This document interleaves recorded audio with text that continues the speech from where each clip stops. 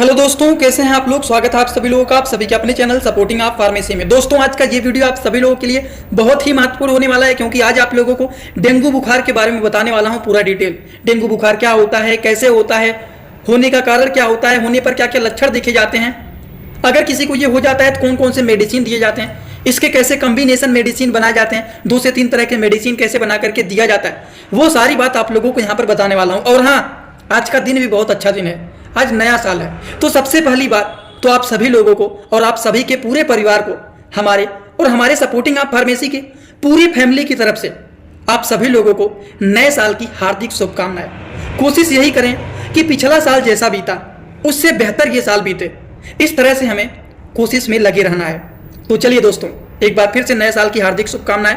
Video को अब हम लोग करते हैं शुरू। वीडियो को स्टार्ट करने से पहले एक महत्वपूर्ण सूचना यह है कि सपोर्टिंग आप फार्मेसी के इस चैनल पर यह वीडियो बनाया जाता है केवल और केवल मेडिकल छात्रों के नॉलेज के लिए। तो कोई भी दवा अपने से ना इस्तेमाल करें बिना डॉक्टर के सलाह के। सबसे पहली बात दोस्तों, ये डेंगू बुखार होता क्या है। डेंगू बुखार एक प्रकार के वायरल इन्फेक्शन होते हैं जो कि डेंगू वायरस के कारण होते हैं, जो कि ये फैलते हैं ह्यूमन टू मनुष्य में। कैसे फैलते हैं? इन्फेक्टेड मॉस्किटो के बाइट के द्वारा।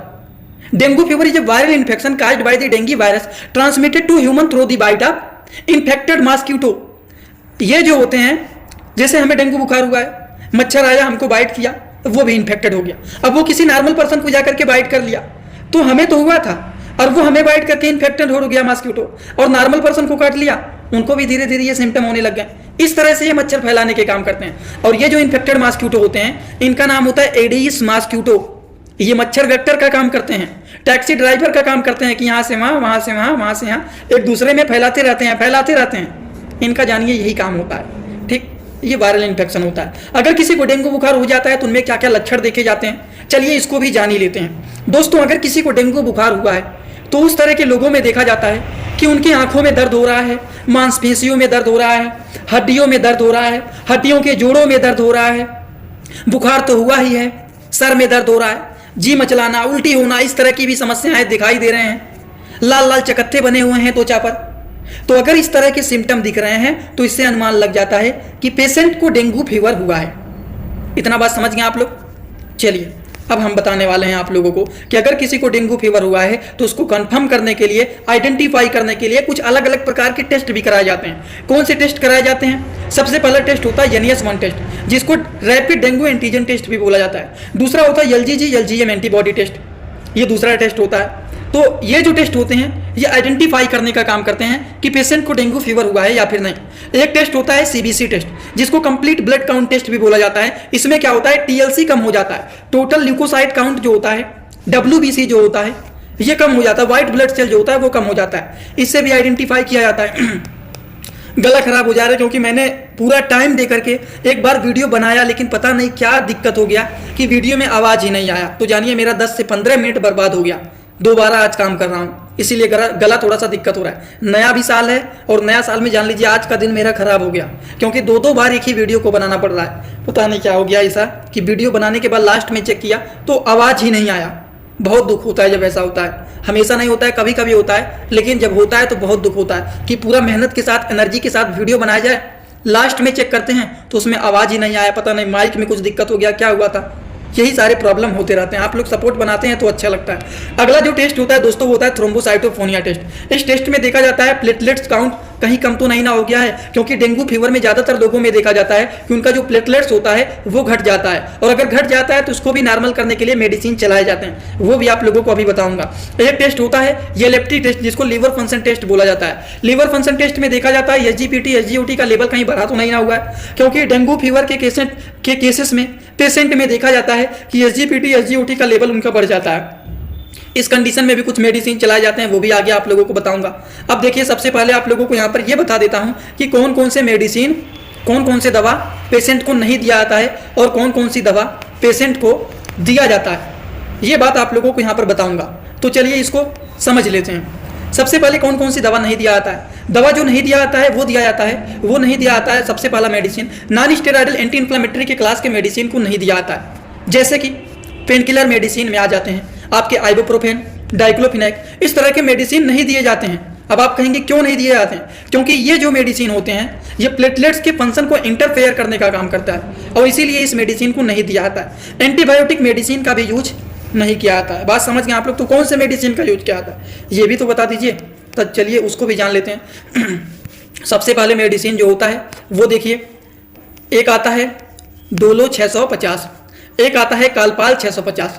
दोनों में से कोई भी हो, दोनों में से कोई भी हो, क्योंकि पैरासीटामॉल ही है तो डोलो कालपाल दोनों में से कोई भी एक 650 mg के मेडिसिन चलाए जाते हैं, जो कि इसका जो काम होता है ये फीवर को ठीक ही करने का काम करता है, और फीवर के साथ साथ पेन हो रहा है, पेन को भी ये ठीक करने का काम करते हैं। समझ गए? तो इसीलिए डोलो 650 या फिर कालपाल 650 को दिया जाता है, जिसका काम आप लोग देखिए ये बुखार को कम करने का काम करते हैं, जिसको दिन भर में 2 से 3 बार दिया जाता है। और अगला जो है हेपामर्ज टैबलेट, हेपामर्ज का दोस्तों इसी तरह से मैं आप सभी लोगों के लिए एक बुक बनाया हूं, जिस बुक का नाम है A to Z medicine book. ये दोस्तों जो बुक है ये टोटल 600 पेज का है, जिसमें आप लोगों को टोटल 46 चैप्टर मिल जाएंगे, और साथ ही साथ आप लोगों को 46 वीडियो लेक्चर भी मिल जाएगा हर एक चैप्टर का। ये दोस्तों जो बुक है ये टोटल 499 रुपए का है। ये बुक आप लोगों को व्हाट्सएप पर PDF के फॉर्मेट में दिया जाता है। और अगर आप लोग इस बुक को लेना चाहते हैं, अगर आप मेडिकल के छात्र हैं, प्रैक्टिस करने वाले छात्र हैं, तो आप लोग इस वीडियो के कमेंट बॉक्स में जाना, आप लोगों को एक लिंक मिल जाएगा। जब आप उस लिंक पर क्लिक करेंगे तो डायरेक्ट आप व्हाट्सएप पर पहुंचेंगे, उसी नंबर पर पेमेंट करना है, वहीं पर आपको बुक और पूरे बुक का वीडियो लेक्चर मिल जाएगा। ये बुक PDF के फॉर्मेट में मिलेगा आप लोगों को। जो लोग लेना चाहते हैं जरूर इस बुक को परचेज करें, जिसमें हजारों प्रकार की दवाइयों का नॉलेज आपको मिल जाएगा। क्या होता है जब आप एलएफटी टेस्ट कराते हैं तो इसमें लीवर फंक्शन टेस्ट होता है। ये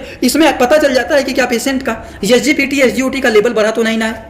अगर बढ़ा हुआ है तब हेपामर्ज टैबलेट को चलाया जाता है। ये क्या काम करता है, SGPT और SGOT का लेवल जो बढ़ा हुआ है उसको ये कम करने का काम करते हैं, मेंटेन करने का काम करते हैं, जो कि एडल्ट पेशेंट के जो डोज होते हैं दिन भर में 2 बार दिया जाता है, एक बार सुबह और एक बार शाम को।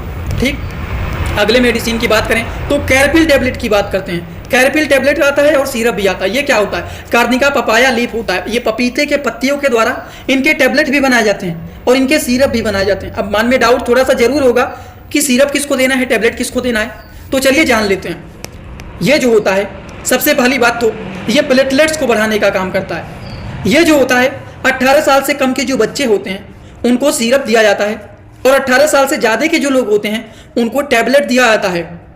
अब डोज को क्लियर कर देते हैं कि पूरा कंफर्म डोज क्या है इसका। डोज की बात करें तो अगर 1 से 5 साल के बीच का बच्चा है तो उसको 5-5 ml दिन भर में 2 से 3 बार देना है, और लगातार 5 दिन तक इसको चलाना है। वहीं पर अगर बच्चा 5 से 18 साल के बीच का है तो उसको 10-10 ml दिन भर में 2 से 3 बार देना है, और 5 दिन तक लगातार चलाना है। ml की बात कर रहा हूं तो मतलब सिरप की बात किया जा रहा है। और जो लोग 18 साल से ज़्यादा के हैं उनका अगर प्लेटलेट्स घट गया है तो उनको टैबलेट दिया जाता है, जो कि दिन भर में 2 से 3 बार खाया जाता है, और 5 दिन तक लगातार इसको खाया जाता है, जो कि काफ़ी ज़्यादा यूजफुल एंड पॉपुलर ये मेडिसिन माने जाते हैं। अब हम आप लोगों को यहाँ पर इसके कॉम्बिनेशन मेडिसिन बताने जा रहा हूँ। किसके बारे में, कॉम्बिनेशन मेडिसिन बताने वाला हूँ डेंगू फीवर के बारे में।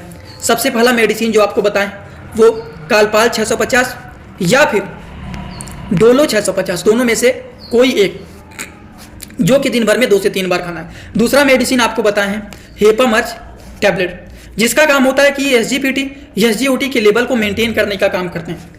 तीसरा मेडिसिन आपको बताएं अगर लेवल बढ़ा हुआ है तभी हेपामर्ज दिया जाता है, नहीं तो नहीं दिया जाता। प्लेटलेट्स डाउन हो गया है तो कैरपिल टैबलेट को दिया जाता है। और इन्हीं दवाइयों के साथ साथ एक DSR मेडिसिन को भी, जिसमें पेंटाप्राजोल एंडोमपेरिडोन या फिर रेबिप्राजोल डेमपेरिडोन, अच्छा अगर कोई DSR रखे हैं तो उसको मिक्स करके दे दिया जाता है दवाइयों के साथ, जिससे पेट में गैस बना हुआ है, जी मचलाना, उल्टी होना, वो सारी चीज़ से आराम हो जाता है। जिनको अभी भी डाउट है तो इस तरह से बता देता हूँ। पहला मेडिसिन कालपाल 650 बताया हूँ, दूसरा मेडिसिन हेपामर्ज टैबलेट बताया हूँ, तीसरा मेडिसिन कैरपिल टैबलेट बताया हूँ, और चौथा मेडिसिन DSR बताया हूँ। समझ गए?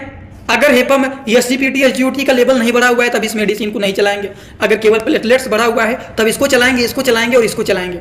अगर प्लेटलेट्स डाउन नहीं है, नॉर्मल है, तो कैरपिल टैबलेट नहीं देंगे। SGPT OT का लेवल बढ़ा हुआ है तब इसको चलाएंगे और इसको नहीं चलाएंगे।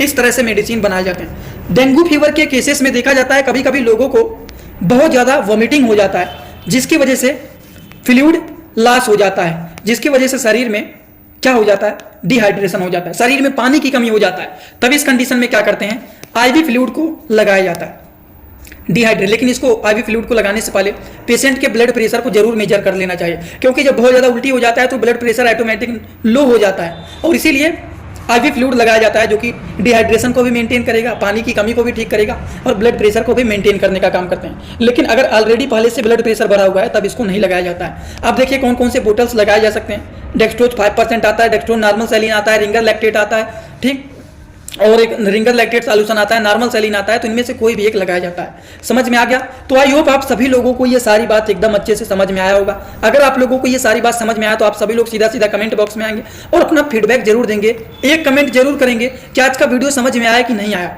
हाथ जोड़कर रिक्वेस्ट है आप लोगों से, एक कमेंट जरूर करना कि समझ में आया कि नहीं आया। और एक बात, जो लोग हमसे सपोर्ट इंस्टाग्राम में जुड़ना चाहते हैं वो भी जुड़ सकते हैं। जुड़ने के लिए सर्च करेंगे सपोर्टिंग आप फार्मेसी, जो चैनल का पूरा नाम है। फेक आईडी भी मिल सकते हैं, उस आईडी को फॉलो करेंगे जिसका फॉलोवर 1200-1300 से ज्यादा फॉलोइंग केवल और केवल एक है, वही रियल अकाउंट है। छोटे छोटे कंटेंट बनाता रहता हूं, जुड़े रहेंगे तो बेनिफिट मिल सकता है। वैसे आज का वीडियो यहीं पर होता है complete. Thanks for watching, like comment share and subscribe this channel.